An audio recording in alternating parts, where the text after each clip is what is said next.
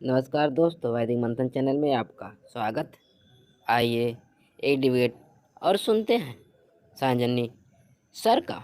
हाँ जी, वरियर बताएँ क्या कहना चाहते हैं? नमस्ते सर। हाँ जी, नमस्ते। जी, बताइए। सर, ये बुद्धिज्म में सर पुनर्जन्म होता है क्या सर? पुनर्जन्म कैसा पुनर्जन्म मतलब? पूरी बात बताइए। सर, अभी मैं एक वीडियो देख रहा था तो उसमें मैत्रेय बौद्ध के बारे में बता रहे थे कि वो किसी दूषित स्वर्ग में रहते हैं और उनका आगमन होगा। सर, तो ये मैं सर डाउट क्लियर करना चाह रहा था। और सर, अभी मैंने कुछ दिन पहले आपकी एक वीडियो दी थी सर, कोई शिकार अरोरा से आप बात कर रहे थे कि कर्म फल सिद्धांत नहीं होता है, तो बुद्धिज्म में कर्म फल सिद्धांत भी नहीं होता है क्या सर? नहीं, आपको पहले मैं पूछ रहा हूँ ना कि आपको पहले उसकी डिटेल्स जाननी होगी ना कि वो क्या कहना चाह रहा है। तो हाँ। बुद्धिज़्म कर्मफल क्या कह रहा है, पुनर्जन्म के बारे में क्या कह रहा है, वो दोनों चीज़ समझना पड़ेगा ना। आपने कहा कि पुनर्जन्म होता है, अगर पुनर्जन्म होगा तो सबका होगा ना। ऐसा थोड़े होगा कि कोई दूषित लोक में रहता है, वो स्पेशल एक आदमी का जन्म होगा तो भैया पुनर्जन्म होगा तो जो इंसान यहाँ पे है इसका ना होगा। कोई ऑलरेडी कहीं और पे रहता है उसका यहाँ पे जन्म कैसे होगा? सर, मैं वही समझना चाह रहा हूँ वो अगर क्या क्या है सर,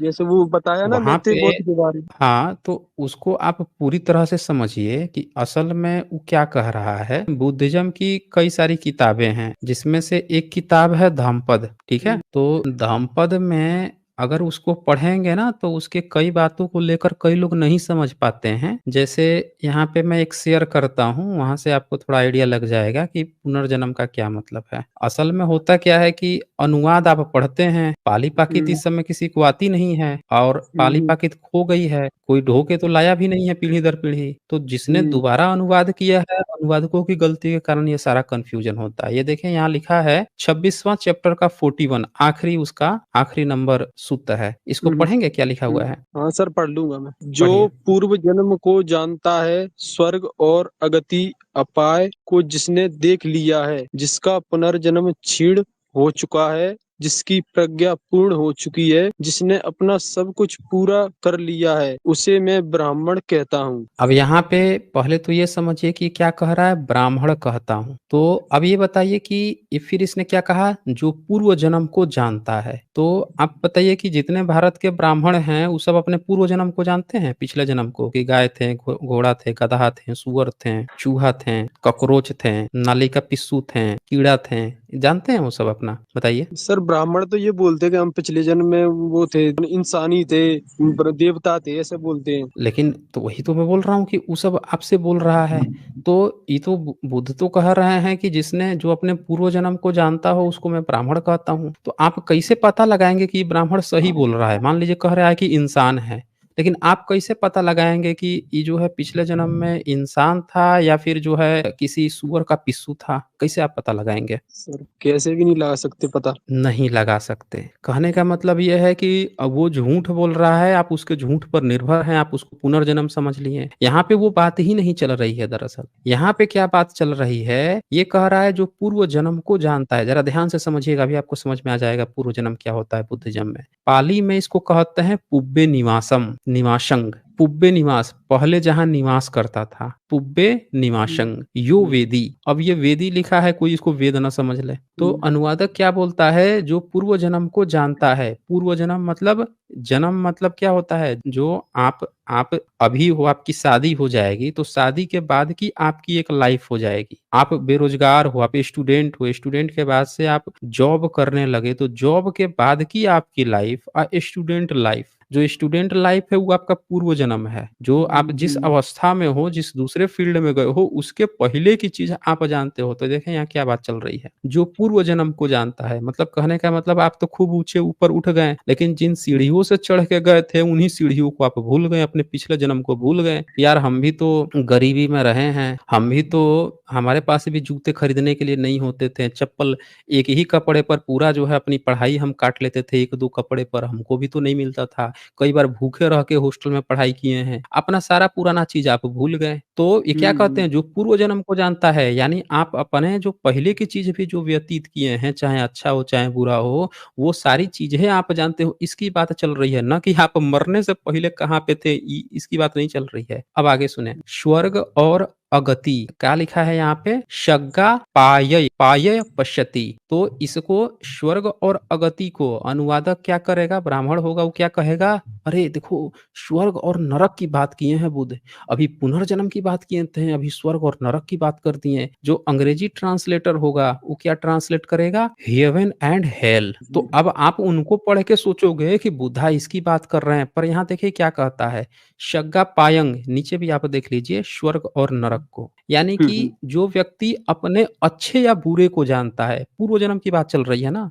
अभी आप रोजगार में गए, स्टूडेंट थे तो आपके पास पैसे नहीं थे, आपके पास बहुत सारी सुविधाएं नहीं थी, एक पैसे के लिए तरसते थे, तो आप अपने ना अच्छाई और बुराई दोनों जानते हैं, पूर्व जन्म जानते हैं, पहले वाला चीज जानते हैं आप, और ये भी सारी चीजें जानते हैं कि आपके साथ क्या अच्छा हुआ क्या बुरा हुआ। फिर आगे देखिए, जिसने देख लिया है, जिसका पुनर्जन्म चिन्ह हो चुका है, यानी पहले आपके साथ बहुत दुख था, आप दुख में थे, वो अब खत्म हो गया। जब आपका निब्बान की प्राप्ति क्या होती है? निर्वाण प्राप्ति यही होती है ना, कि जब आपके मन से दुख, मोह, लोभ, मोह, क्रोध जो है ये खत्म हो जाए, क्षीण हो चुका है, पुनर्जन्म क्षीण हो चुका है। पहले जो आपकी अवस्था थी वो बहुत कमजोर हो चुकी है, जिसकी प्रज्ञा पूर्ण हो चुकी है। तो पहले वाला जन्म खत्म होगा तबे ना प्रज्ञा पूर्ण होगी। पहले आप दुख में थे, लोभ क्रोध में थे, तृष्णा में थे, तो प्रज्ञा तभी पूर्ण होगी जब वो क्षीण होगा। जिसने अपना सब कुछ पूरा कर लिया है, यानी आप निब्बान की तरफ अग्रसर हो, प्रज्ञा प्राप्त, उसे में ब्राह्मण। ब्राह्मण मतलब यहाँ क्या मतलब है ब्राह्मण का? ब्राह्मण बुद्धिज्म की ऊर्ध्व अवस्था है, भिक्खु की ऊर्ध्व अवस्था है, जो शपथ और विपश्यना करता है। मतलब एक अरहत की बात हो रही है, उसे मैं अरहत कहता हूँ। ये दरअसल इसका मतलब है। अब इसमें देखें, आपको 3 चीजों का एक साथ मतलब समझ में आया, ब्राह्मण का भी, पुनर्जन्म और सर ब्राह्मण शब्द भी और इस बुद्धिज्म का है ना? और हाँ, ब्राह्मण से तो बताए वो क्यों कहते हैं भाई? आप ही बताओ क्यों कहते हैं ब्राह्मण? आप खुद सही सोचो है। ना। एक्चुअल शब्द बमण है ना, एक्चुअल शब्द सही है। बमण है। बुद्धा ब्राह्मण की बात क्यों करते हैं भाई? जब ब्राह्मण दिन रात उनको बैठ के गाली दे रहा है, वाल्मीकि रामायण में गाली दे रहा है, लोग कह रहे हैं कि उनसे डिबेट करता था, उनको गाली देता था, उनको मारने की प्लानिंग करता था, अब उसको काहे तारीफ करेंगे भाई? ये सही है सर। बुद्धिज्म का शब्द है, चोरी किया है। तो मेरे ख्याल से अब आपको पुनर्जन्म बुद्धिज्म में क्या है, स्वर्ग नरक क्या है और बमण क्या है, ये तीनों चीज क्लियर हो गई होगी यहाँ से। हाँ सर, जी, क्लियर हो गई मुझे। सर एक सवाल और है सर, जी वाल्मीकि अच्छा रामायण बोलिए। सर वाल्मीकि रामायण कब लिखी गई सर? वाल्मीकि रामायण लिखने की अगर आप बात करेंगे, तो वाल्मीकि रामायण ब्राह्मणों ने अंग्रेजों के समय में लिखा है, कंपाइल किया है, अगर आप लिखने की बात करते हैं तो। जी, क्योंकि लिपि जो है और ना, सर लिपि वो पहचान लेंगे सर ना। सर कर्म फल सिद्धांत का, और सर मुझे सर समझा दीजिए, बुद्धिज्म में है क्या सर के नहीं है? एक कर्म फल सिद्धांत क्या होता है? बुद्धिज्म में अक्सर हाँ एक बात की जाती है कि अगर आप अच्छा कर्म करोगे तो आपके साथ अच्छा होगा, समझ रहे ना, हमेशा उसमें आपको कर्म फल सिद्धांत क्या है, यही होता है ना कि आप अच्छा करोगे तो अच्छा होगा। लेकिन आप ये थोड़े जानते हो कि अच्छा मतलब क्या। एक शैतान है, एक डकैत है, वो सोचता है कि हम देवी जी की पूजा करेंगे और डकैती करके आएंगे, देवी हमारा भी घर भरेगी, हमारे भी भूख लगती है, हमको भी, हमें हमारे लिए भी रोटी चावल की व्यवस्था कर देगी। वो उसी को अच्छा काम समझता है। अब बताइए उसका फल उसको कैसा मिलेगा? सर बेकार मिलेगा उसको। बोलिए हाँ बेकार, लेकिन फिर भी बुरा वो फल। यही समझ के ना कि यही हमारा काम है, हमको यही आता है, यही करते जा रहा है।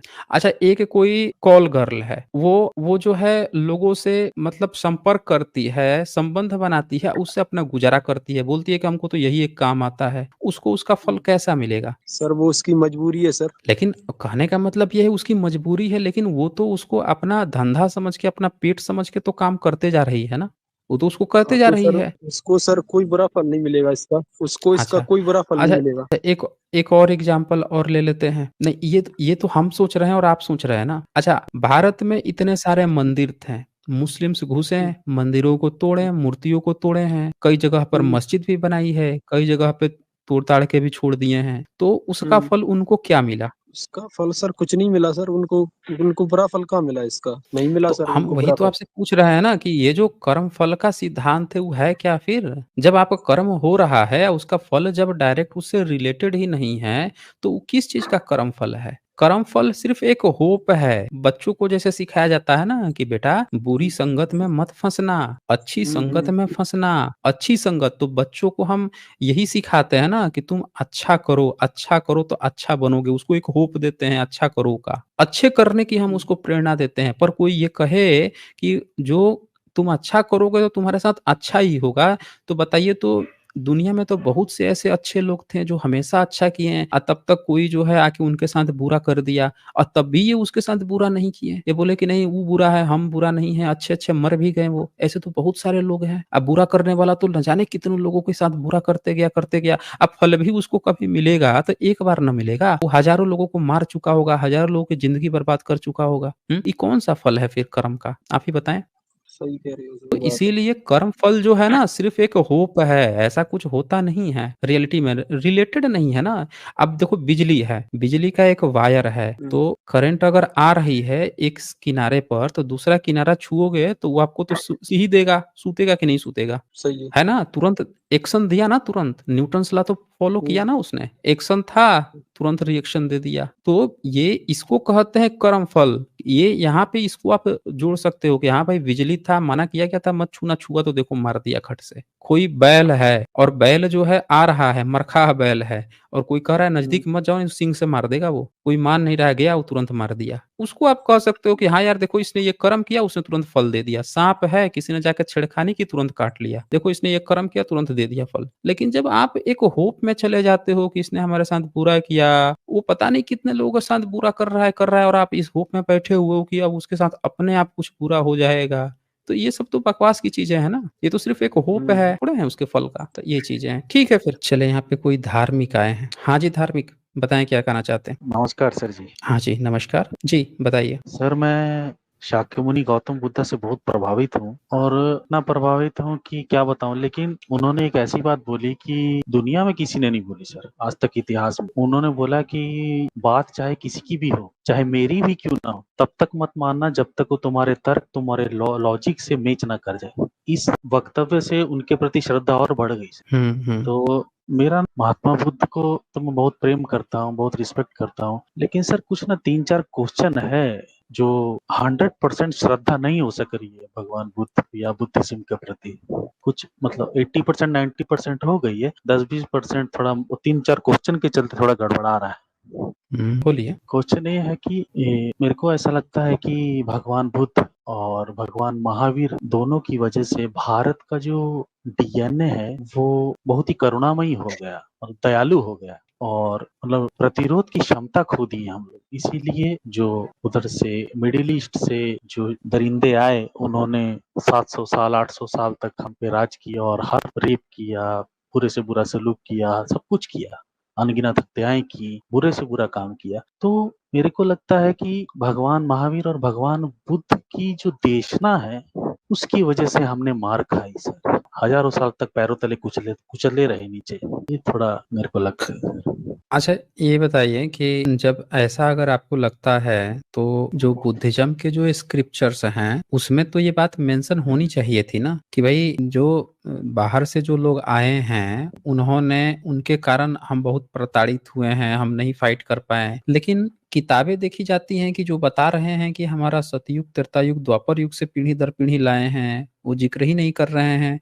वो बता रहे हैं कि उनकी किताब में, ये देखिए भविष्य पुराण में, वो अपनी किताबों में पीढ़ी दर पीढ़ी ढो के लेके आ रहे हैं कि ये जो अकबर है, ये देखिए, उसको बता रहे हैं कि वो हमारे शंकराचार्य के गोत्र का अवतार है। ये भविष्य पुराण प्रतिसर्ग पर्व चतुर्थ खंड। तो अगर इन्होंने इतना सारा अगर किया है, भारत पे जुल्म किया है, और ये तो इसमें तो अकबर की चर्चा आ रही है, अंग्रेजों की चर्चा आ रही है, इसका मतलब तो ये बात हो गई कि ये किताब को कंपाइल काफी बाद में किया गया। जिन लोगों ने पीढ़ी दर पीढ़ी धोया, जिन लोगों ने इसको धर्म बनाया, कम से कम उनको तो ये बात पता होनी चाहिए थी ना कि ये हमारे देश में वो कर रहे हैं, अत्याचार कर रहे हैं, शोषण कर रहे हैं। उनको तो ये अपने शंकराचार्य के गोत्र का अवतार ठहरा रहे हैं। ऐसा कहने का मतलब क्या था कि क्या ये गद्दारी कर रहे थे देश के साथ और आज इसको धर्म बना दिए हैं, या फिर वो ये कहना चाह रहे थे कि नहीं, वो ऐसा कोई भी जुर्म नहीं किए हैं, वो बहुत अच्छे लोग हैं, देखो हमारे ब्राह्मण भाई हैं। इसका क्या निष्कर्ष निकाला जाए?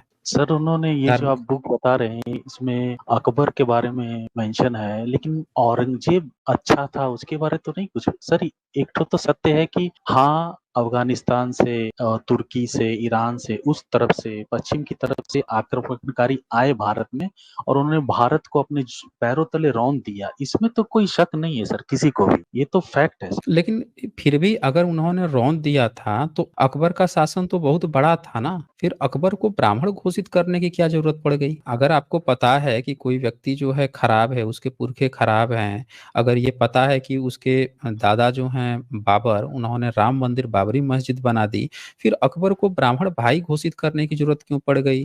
अकबर का जो पिता था वो घर छोड़ के भाग रहा था, मतलब वो संन्यास लेना सोच रहा था क्योंकि सब लोग धोखा दे चुके थे। तो उसके पिता को फिर से खड़ा किसने किया? अकबर को अपने यहाँ जन्म दे के या फिर उसको क्यों खड़ा किया गया?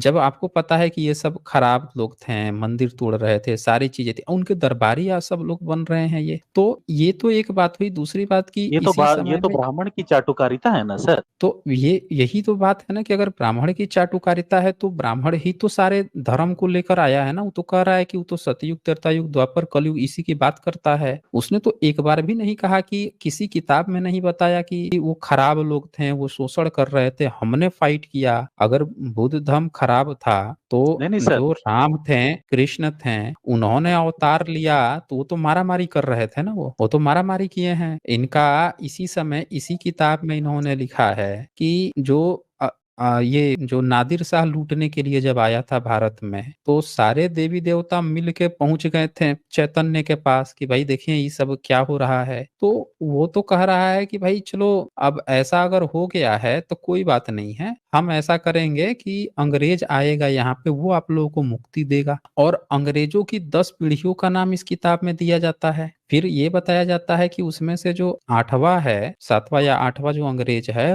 वो बुद्ध धर्म को सपोर्ट कर रहा है। तो देवताओं से प्रार्थना करके उसको 1 साल के अंदर सब नष्ट हो जाता है। फिर 9वां उसकी लॉर्ड मैकाले का जिक्र आता है कि वो बड़ा अच्छा वीर्यवान शिक्षा शास्त्री है। फिर 10वें का नाम आता है लॉर्ड वेवल का। तो यहाँ पे तो ये देखने को मिलता है कि देवी देवता की चर्चा तो इसमें लगातार हो रही है कि देवी देवता मुगल काल में भी काम कर रहे थे, लेकिन ब्राह्मणों को सपोर्ट किया जा रहा है, अंग्रेजों को सपोर्ट किया जा रहा है। बस बुद्धिज्म के ही मारने खात्मे की बात आपकी किताब में लिखी है। आपने एक पूरी कल्कि पुराण लिखते हैं, कल्कि पुराण में भी आप विष्णु अवतार लेके आप बुद्धिस्ट लोगों के मारने खात्मे की बात करते हैं। तो जब आप कल्कि पुराण में ये बात लिख सकते हैं, बुद्धिस्ट लोगों को मारने के लिए अवतार विष्णु ले सकते हैं, तो मुस्लिम्स ने जो इतना अगर आपको लगता है अत्याचार किया तो उसको मारने के लिए कोई विष्णु अवतार नहीं हुआ। और फिर इन किताबों में आप इनकी तारीफ भी करते हैं, ऐसा क्यों? सिर्फ अकबर की तारीफ की गई है ना सर इस किताब में। नहीं, सिर्फ औरंगजेब अकबर की तो नहीं नहीं की तारीफ गई, है। जहांगीर की तो नहीं की गई। तो ये अच्छा ये बताइए कि जब नहीं तारीफ की गई है तो फिर अंग्रेज की तो तारीफ की गई है ना इन किताबों में। सर मेरे को ऐसा आभास हो रहा है कि आप कहना चाहते हैं कि पिछले 700-800 सालों में भारत के ऊपर किसी आक्रमणकारी ने कोई जुल्म नहीं किया, ऐसा कहना चाह रहे हैं क्या सर आप? नहीं, हम ऐसा नहीं कहना चाह रहे हैं। हम ऐसा कहना चाह रहे हैं कि जो बातें आज आप कह रहे हैं वो बातें किताबों में क्यों नहीं है? किताबों में तो तारीफ है, गाली सिर्फ बुद्ध धर्म को है।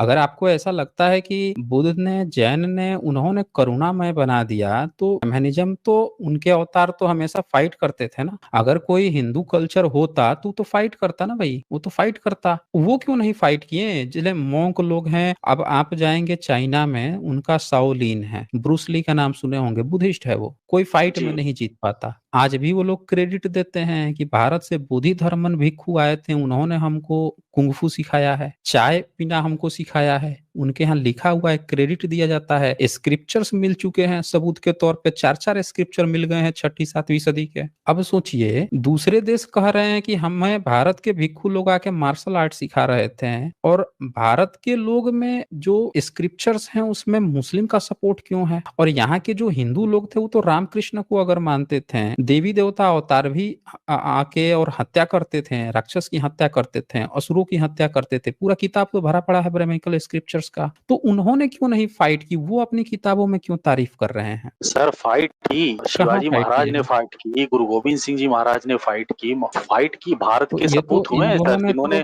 इन दोनों ने तो कभी नहीं कहा कि हम हिंदू थे। इन्होंने तो ब्राह्मणिज्म के काउंटर में अपना खड़ा किया है। दोनों का जो खड़ा हुआ है, अपना सेना खड़ी हुई है, साम्राज्य साम्राज्य खड़ा हुआ है, दोनों में से किसी ने अपने को हिंदू नहीं कहा या ब्राह्मणवादी नहीं कहा है। बिल्कुल सर, मैं आपसे सहमत हूँ। इन दोनों में से किसी ने अपने को हिंदू या ब्राह्मणवादी नहीं कहा। उन्होंने नहीं कहा। ब्राह्मणवादी को हमेशा चोट की है सर, शिवाजी महाराज और गुरु गोविंद सिंह जी ने, लेकिन दोनों ने। लेकिन आज की डेट में आप ये देखिए कि मैनिज्म जो है वो कह रहा है कि हम तो सतयुग, त्रेता युग, द्वापर युग से ये चीज लेके आए हैं। तो यहाँ तो बात नहीं ये नहीं आ सर, रहा है ना कि मेरा उसका क्वेश्चन क्लेम आप ये देखिए मेरा ना। क्वेश्चन कहीं खो गया सर। नहीं, आपका क्वेश्चन जो है उसी पे हम चर्चा कर रहे हैं। यहाँ पे जो क्लेम है आप कह रहे हैं कि उनका था, तो क्या आप इस बात को मानते हैं कि भारत में सब चीज उनके आने तक, मुस्लिम्स के आने तक ही सब चीज बुद्धिज्म का था? ब्रह्मनिज्म ने मुस्लिम के समय में ये सब उनकी चाटुकारिता करके हाईजेक किया है, क्या आप ये कहना चाह रहे हैं? सर मेरा ये कहना है कि जो ब्राह्मण ताकतें हैं, इन्होंने पिछले 800 से 1000 सालों में टोटल सब कुछ किया, जो पिछला 800 से 1000 सालों में किया। मतलब यही 800 से 1000 साल में, पहले तो पूरा बुद्धमय भारत था। हाँ, ठीक है, बुद्ध में भारत था, लेकिन सवाल ये आता है ना कि जो बुद्ध का चीज था, जितनी भी चीजें थी वो तो सब नष्ट कर दी गई। उनका तो कुछ भी सबूत, सब चीज जमीन से निकल रहा है। लेकिन जी। जो लोग जिंदा थे, जो लोग भी जिंदा थे, उन लोगों का तो कम से कम वो मिलना चाहिए था ना कि उन्होंने क्या किया था। इतिहास तो हमेशा उनकी बात करता। देखिए, जो मर गया, खत्म हो गया, उसको इतिहास ना बहादुर कहता है कि ये लोग झुके नहीं, मर गए, खत्म हो गए। बुद्धिस्ट लोग मर गए, खत्म हो गए, लेकिन झुके नहीं। लेकिन जिनकी किताबें मिल रही हैं, जो दावा कर रहे हैं, वो तो सब झुके हुए दिख रहे हैं ना इसमें। वो तो तारीफ कर रहे हैं उनका। इससे तो ये पता चल रहा है कि क्या ये लोग मतलब सपोर्ट कर दिए थे। सर ब्राह्मण का जो मेन डीएनए उसका तो यही है कि साम दाम दंड एनी हाउ, अपने आप को उच्च रखना, अपना फायदा दिखाना, मतलब अपना स्वार्थ देखना। उसका तो ये चरित्र ही रहा है सर शुरू से, कि अपना फायदा देखना। तो ठीक है, तो राजा लोगों तो कम से कम फाइट करना चाहिए था ना, तो राजाओं वही को तो तो सर फाइट मैंने करना बोला ना चाहिए कि था। गुरु गोविंद सिंह जी अब ये महाराज ने किया, शिवाजी महाराज ने किया, महाराणा नहीं, प्रताप ने वो किया, वो कुछ दोनों वहां वो के दोनों सपूत थे सर गैर जिन्होंने फाइट। गैर हिंदू थे ना। वो दोनों लोग तो गैर हिंदू थे। जो भी थे, लेकिन उन्होंने फाइट किया सर, बहुत तगड़ी फाइट की। तो वो फाइट, तो वही तो बोल रहा हूं ना कि उन्होंने इसलिए फाइट की कि गैर हिंदू थे। उसी तरह से उनके समय में आप किसी बुद्धिस्ट किंग का नाम बता दीजिए जो बुद्धिस्ट था, नहीं फाइट किया, तब ना आपकी बात सही होगी कि हाँ भाई उन्होंने बुद्धिस्ट जो है नहीं फाइट कर पाए, नहीं लड़ पाए। इतिहास में बुद्धिस्ट जब तक शासक रहे, सम्राट हर्षवर्धन को देखो, किसी माई के लाल में दम था। उनसे पहले आप जाओ गुप्त वंश को देख लो, उनसे भी पहले आप चले जाओ, आप सम्राट अशोक के समय चले जाओ। सम्राट अशोक ने जो साम्राज्य खड़ा किया, उसके आगे 1000 साल, 1200 1400 साल, 1500 साल तक किसी माई के लाल में दम नहीं हुआ कि भारत पे आंख उठा के देख ले। लेकिन ये तो बात सही है। लेकिन ब्रह्मनिज्म जब शुरू हुआ तो हम तुरंत कैसे, शंकराचार्य के बाद से भारत कमजोर कैसे होने लगा? शंकराचार्य और वो क्या गोविंदाचार्य नहीं थे, तो साउथ वाले, वो भी थे। हाँ, रामानुजाचार्य थे। तो भारत रामानुजाचार्य फिर, जी। हाँ, तो भारत जो है अब उस समय नॉर्थ में मुस्लिम आए हुए थे, लेकिन रामानुजाचार्य तो कभी हमने नहीं देखा कि उन्होंने कोई बड़ी फाइट की हो। रामानंदी ग्रुप जो है नॉर्थ इंडिया का, उन्होंने कभी कोई फाइट खड़ी की हो मुस्लिम्स के खिलाफ? हमने तो ऐसा कभी नहीं देखा। ये लोग तो राम को मानने वाले थे ना, ये तो मानते थे इस थियोरी को कि राम गए हैं, असुरों का संहार किए हैं, ये किए हैं। तो आपको तो उनसे पूछना चाहिए ना, जो मुस्लिम्स के सामने जो एग्जिस्टिंग रूलर्स थे, उन्होंने क्यों नहीं फाइट की? अगर आप ये जब कहते हो ना कि करुणामय थे, बुद्ध ने करुणामय कर दिया, तो फिर आपको ये भी तो बोलना पड़ेगा कि क्या राजा उस समय के बुद्धिस्ट थे? अगर बुद्धिस्ट होंगे तब आपकी बात सही होगी। अगर बुद्धिस्ट नहीं है तो फिर आप ये जो क्लेम करते हो कि बुद्ध ने किया, जैन ने किया, वो क्लेम गलत हो जाता है ना फिर। नहीं सर, अब एक मैं हाँ, बोलिए। मैं महात्मा गौतम बुद्ध, गौतम महावीर को बहुत बहुत रिस्पेक्ट करता हूँ, प्रेम करता हूँ। लेकिन कुछ वो बोला ना, मैं 3-4 क्वेश्चन है जिनकी वजह से पूर्ण समर्पण नहीं हो सक रहा है। तो इसी जो मेरा क्वेश्चन था उसी में एक जोड़ देता हूँ। मान लीजिए सर, एक तो गांव है, पूरा बुद्धिस्ट का गांव है, और वो बहुत करुणामय है, भगवान बुद्ध के रास्ते पे चल रहे हैं, और 700 किलोमीटर दूर एक कबीला है, उसको पता चलता है कि वो बहुत अच्छे लोग हैं, हमारा विरोध नहीं करेंगे। वो आते हैं और इनको लूट मारते हैं। तो अब एक भगवान बुद्ध क्या कहते हैं इस सिचुएशन में? कोई अगर हमला कर रहा है बुद्धिस्ट के ऊपर, तो उस सिचुएशन में क्या किया जाए सर? देखें, जापान में एक कथा है कि एक राजा था और उसकी पत्नी को एक दूसरा कोई जो है उठा ले गया। तो राजा बुद्धिस्ट था। पहले उसने सोचा कि हम फाइट करें कि नहीं करें। दूसरी बाबत ये सोचा कि चलो फाइट करके उसको हराते हैं, नहीं तो सबके साथ ऐसा होगा। राजधर्म की उसको याद आई, उसने पर्सनली न सोच के राजधर्म की बात की। तो बुद्धिज्म में राजधर्म चलता है। अगर वो किंग होगा तो चुप नहीं बैठेंगे। आप चाइना को देख लीजिए और जापान को देख लीजिए, श्रीलंका को देख लीजिए, म्यांमार को देख लीजिए, बाहर बुद्धिस्ट के बहुत सारे देश हैं, क्यों नहीं वहां पे इस्लाम पनप पाया जैसे भारत में पनप लिया? क्योंकि वहां पे कोई भी ऐसा व्यक्ति नहीं था जो इस्लाम को सपोर्ट करके धर्म ग्रंथ लिखे। जी, समझ रहे हैं? वहां पे फाइटर्स थे, फाइट किए, लड़े। यहाँ पे भी लड़े होंगे, लेकिन यहाँ पे एक ऐसा वर्ग था जिसने सपोर्ट कर दिया। तो जब गद्दार निकलते हैं, गद्दारियां होती हैं, तभी ना लॉसेस होते हैं। मुगल जो थे, मुगल अंग्रेजों से काहे हार गए? अंग्रेज ने पैसा खिलाया जफर को, जी, और जफर ने कितना 17 घुड़सवार तो गए थे अंग्रेज के, अब पूरा का पूरा फतह कर लिया। मुगल हारने के कारण क्या थे कि भारत के उस समय का जो भी था, मुगलों के समय किसी ने गद्दारी करके मुगल को सल्लत में बैठा लिया, मतलब शासन में। फिर अंग्रेज आए तो अंग्रेज पर